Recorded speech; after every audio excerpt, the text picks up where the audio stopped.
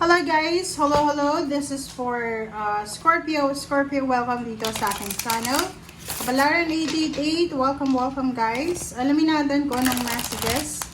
Vibration, gabay, energy para sa lahat ng Scorpio. Scorpio, this is weekly tarot reading. So, I hope na makuha mo yung energy, makaresonate ka. Okay, this is for Scorpio. Okay, this is for Scorpio, number 29. This is 11. Lady, babae. Okay. So, dito sinasabi ng barahan na are you single? Single or looking for a relationship? Kasi possible na may isang tao din na, like for example, 'di ba? Lahat tayo may kanya-kanya tayong parang tadhana, destiny. And dito sinasabi ng barahan na may someone, lalo kung babae ka, may someone dito na parang alam mo yon, naghihintay din siya ng tamang panahon para sa kanya, and pareho kayo na parang pinagtagpo kayo ng tadhana na pwedeng magkita kayo, and pwedeng yung relationship na yon ay mag-grow na umabot sa pagpapakasal. Okay, thank you. Tingnan natin sa second deck.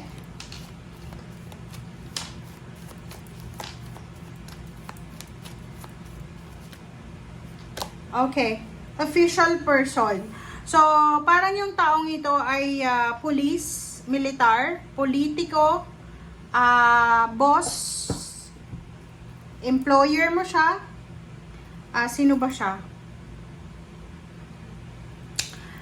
Mataas yung posisyon niya. Kumbaga, ano to balance yung buhay niya. Hindi siya naghihirap financially, and hindi rin siya galing sa mahirap na pamilya. So, kumbaga, ang taong ito ay isinilang siya na mayaman siguro. Kumbaga, stable yung pamumuhay niya. Okay.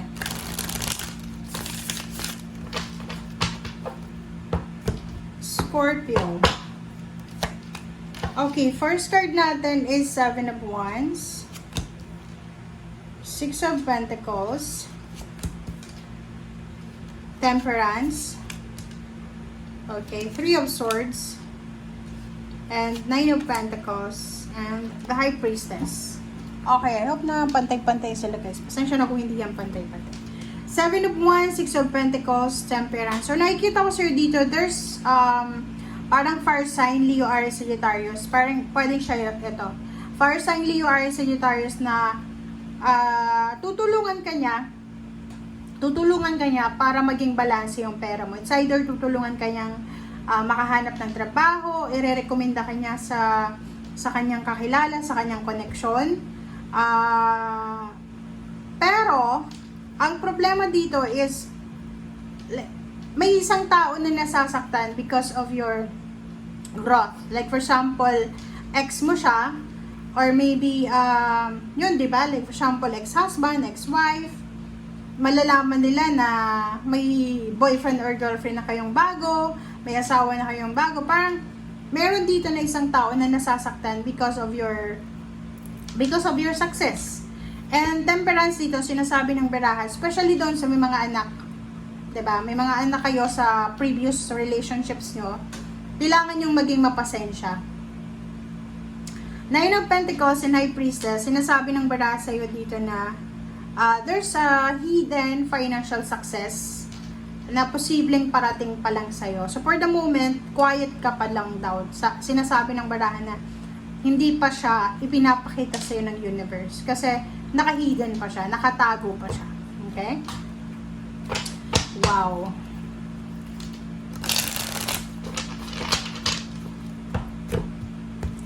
Let's clarify. 7 of Wands, 5 of Wands. Nako, sabi na 'Di ba? So, mag-iingat tayo, Scorpio, sa away, sa gulo, sa competition, sa linggong ito. Mag-iingat ka rin kasi yun nga, yung halimbawa na nakipaghiwalay ka na sa ex mo, tapos yung ex mo hindi pa rin makaget over sa'yo, mag-iingat ka kasi pwedeng gulo ang dala ng taong yan sa'yo.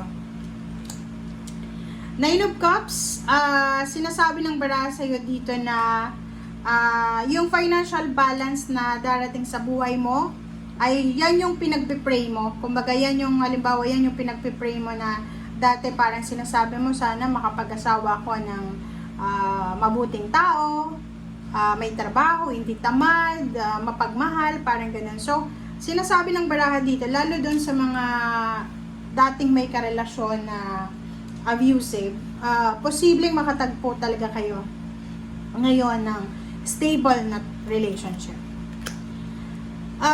Sinasabi ng baraha sa'yo dito na yung mga Scorpio na parang naghihintay kayo like for example, nag-apply ka ng trabaho sa ibang bansa, naghihintay ka ng contract signing, ng visa, or kung kailan ka naaalis, sinasabi ng baraha na make sure na magpasensya tayo kasi pag hindi tayo nakapagpasensya, baka mag-commit ka sa ibang trabaho, sa ibang kontrata, which is kailangan mo maghintay para dito. Okay, Three of Swords. So, sinasabi ng baraha sa'yo dito na etong taong ito, like for example, etong ex mo, sinasabi ng baraha na masisettle mo daw yung anger issue niya. Like for example, galit siya sa'yo. Ayaw niyang, hiwalay na kayo pero ayaw kanyang pakawalan. Like especially kung may anak kayo, ginagamit niyo yung anak mo. Pera yung kailangan niya. Parang sinasabi ng barahan na kailangan mong bayaran siya or isettle yung gulo sa pamamagitan ng pera. Nine of Pentacles, Magician. Wow, 'di ba? Sabi ko sa iyo expect the financial success, incoming financial success. And this is magic, this is unexpected. So, sinasabi ng baraha sa'yo na may parating, nakahidden pa siya Hindi pa siya yung nakabalandra. Kumbaga, hindi mo pa napapansin, hindi mo pa nararamdaman, pero incoming na siya, upcoming na siya. Okay, wow! So, sinasabi ng baraha sa'yo dito na maraming good news ang parating. Sa ilalim niya is the star. Maraming good news, maraming information, clarification, na posibleng darating sa'yo, Scorpio, na pwedeng magdala sa'yo ng, kumbaga, assurance. Okay? So, like for example, dito sa Nine of Pentacles na to, like, maybe this is promotion. Parang nararamdaman mo na mapopromote ka. Yung usap-usapan na, si Scorpio mapopromote siya. Si Scorpio, ipapadala siya sa ibang bansa para mag-seminar. So, parang nararamdaman mo na yon. So, sinasabi ng baraha, be patient. Kaya may patient dito kasi baka maudlot pa yan. So, hayaan mo yung universe, hayaan mo Panginoon na ayusin kung ano yung dapat ayusin. Okay? Thank you guys for watching and see you again. Bye!